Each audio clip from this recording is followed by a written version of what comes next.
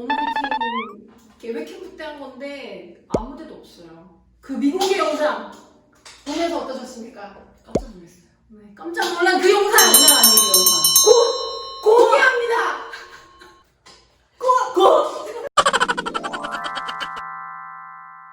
네, 오늘 예배 건축가 세 번째 시간인데요. 네, 오늘은 바로 두 번째 벽인 말씀 예전에 관한 이야기입니다. 사실 이 부분은 이제 설교자들이 잘 준비하면 되는 부분 아닌가요? 이렇게 생각하는 분들이 많을 것 같은데요.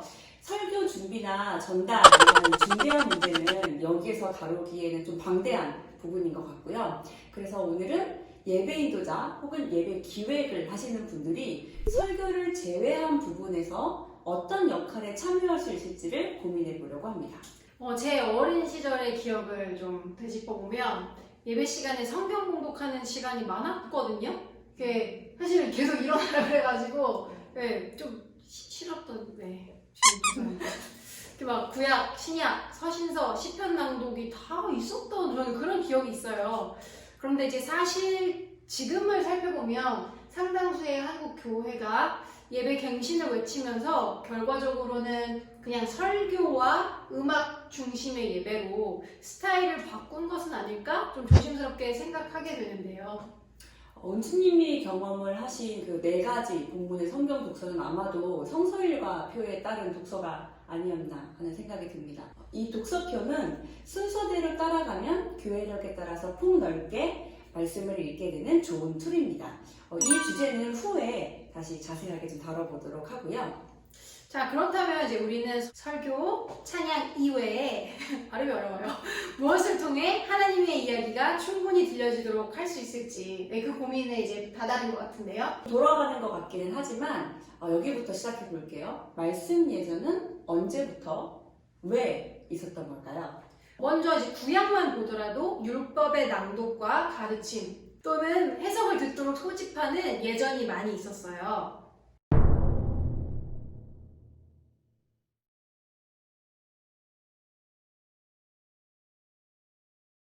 또한 회당 전통 역시 성경을 낭독하고 해석하는 일에 적합했죠. 실제로 예수님께서도 회당에서 말씀을 읽으시기도 하고 해석하는 일에도 참여하셨으니까요. 바울이나 순교자 저스틴의 글에도 사도의 글이나 선지자의 글을 시간이 허락하는 대로 읽었다라고 기록이 되어 있습니다. 그렇다면 이렇게 중요한 말씀 예전의 목적은 무엇일까요? 콘스탄스 체리는 말씀 예전의 목적을 이렇게 말합니다. 사람들이 성령을 통하여 하나님의 말씀을 듣고 하나님의 영광과 그의 나라를 위하여 변화되는 것이다. 그러니까 목표는 말씀이 우리를 다루시게 하는 것이죠. 중요한 포인트는 하나님에 대해서 배우는 것보다는 하나님으로부터 듣는 것이라고 할 수 있습니다. 중요한 포인트네요. 네, 돌아보면 저는 회중의 입장에서 말씀을 들을 때 지금 하나님께로부터 그분이 하시는 말씀을 들어야지 라는 생각보다는 목사님께서 해석해 주시는 하나님의 성품에 대한 감탄이나 감사 혹은 위대한 믿음의 선배들의 삶을 어떻게 내 삶에 적용해야 될까 하는 이 수준에만 머물렀던 것 같아요. 그런데 하나님으로부터 직접 듣는다 는 생각의 전환은 예배와 말씀을 대하는 우리의 태도에 큰 변화를 줄 것이라고 생각이 됩니다. 설교자는 어떻게 설교를 준비할지, 또 듣는 회중들도 어떠한 태도로 말씀을 준비하고 들어야 할지 각자 스스로의 점검이 필요하겠죠. 그야말로 하나님께서 말씀하시는 것을 듣겠다는 마음으로 공동체에게 말씀하시는 하나님께 온전히 귀를 기울이는 시간인 거죠. 말씀하신 것처럼 주로 우리가 경험하게 되는 것은 설교로서의 말씀인 경우가 대부분인 거잖아요. 성경 봉독은 사실 설교 전에 배경 이해를 돕는 시간 정도로 이해를 제가 예전에 백석대 김상구 교수님께서 한 강연에서 하신 그 인상적인 표현이 기억나거든요. 설교는 듣는 말씀, 찬양은 부르는 말씀, 성찬은 먹는 말씀이다. 예배를 기획하는 과정에서 성도들로 하여금 목사님이 말씀하시는 순간만 하나님이 말씀하신다고 경험시키고 있다면, 그리고 성도된 우리도 그 시간만 하나님이 말씀하실 것이라는 기대감을 가지고 임하고 있다면 우리는 과연 예배 안에서 누가 진짜 말씀하시는 분인가? 모든 순간 우리는 그 말씀을 듣기를 갈망하고 있는가 질문해야 된다는 생각이 많이 듭니다. 저 스스로도 말씀을 기대하는 태도에 대해서 다시 한번 생각을 해보게 되는 것 같아요. 예배의 시작부터 끝까지 하나님께서 말씀하시고 우리가 응답하는 이 대화의 호흡을 인식하고 있는지 생각해 보게 되는 것 같습니다. 전도사로서 로컬 교회에 속해 있지만 하나님의 이야기를 귀담아 들으려고 애써 노력하지 않으면 저는 그야말로 직장인으로서 최선을 다하는 그저 맡겨진 일만을 하는 봉사자로 전락할 수 있겠다는 생각도 들거든요. 말씀의 기대 없이 그저 예배의 순서를 진행하기만 하는 사역자들이 없기를 바랍니다. 그렇다면 이제 은주님께서 기획을 하셨던 이 성경 공독, 성경 구현에 대한 이야기를 조금 더 나눠볼까요? 우리가 예배는 하나님의 이야기를 실행한다라고 할 때 기억하시나요? 히브리인들이 이야기꾼이었다고 말했잖아요. 실제로 선지서나 모세오경, 역사서들을 떠올려 보면 이런 그림을 상상하실 수 있을 것 같아요. 히브리인들이 자신들의 공동체 안에서 그 하나님의 이야기를 자녀들에게 또 공동체의 구성원들에게 말로써 들려주고 전달하는 것이 자연스러운 오럴 컬처였던 거죠. 단지 기독교 문화 안에서 뿐만이 아니라 그 당시에는 글을 쓰거나 기록을 할 수 없었기 때문에 많은 사람들이 경험하는 거는 말하는 사람이 있고 듣는 사람이 있는, 그래서 모두가 서로의 기억에 귀를 기울인 거죠.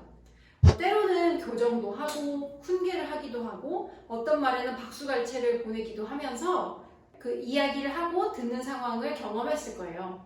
그리고 실제로 교회는 상당히 오랜 시간 동안 이러한 방식, 그러니까 말하고 듣는 방식으로 하나님의 이야기를 이야기하고 들어왔다는 거죠.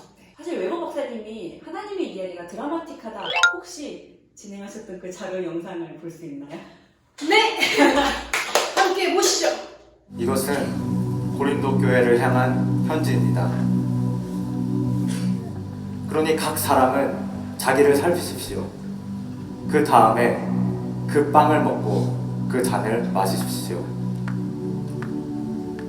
주님의 몸인 공동체를 돌아봄 없이 먹고 마시는 사람은 자기에게 내릴 심판을 먹고 마시는 것입니다. 이것은 하나님의 말씀입니다.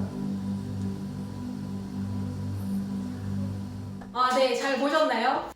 저는 개인적으로 이 프레젠테이션을 준비하면서 이렇게 새로운 방식으로라도 성도들이 하나님의 말씀을 듣기를 갈망하고 함께 경험했으면 좋겠다. 그리고 그 과정에 다양한 은사들과 다양한 목소리들이 사용되면 좋겠다라고 생각했던 것 같아요.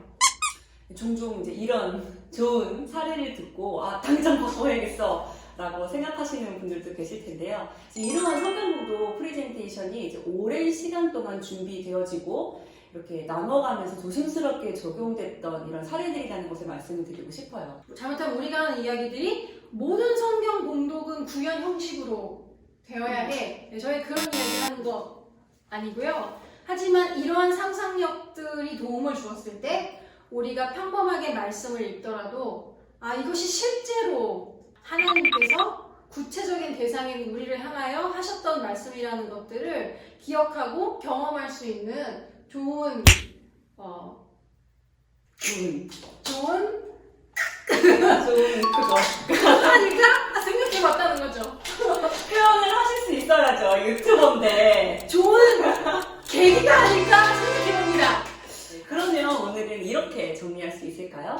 말씀 예전은 들리는 말씀을 넘어서 운동력이 있는 하나님의 말씀이 전달되는 시간이다. 네, 부르시고 말씀하시는 하나님과의 깊은 대화가 나누어지는 말씀 예전을 바라며 지금까지 전은주 연지혜였습니다.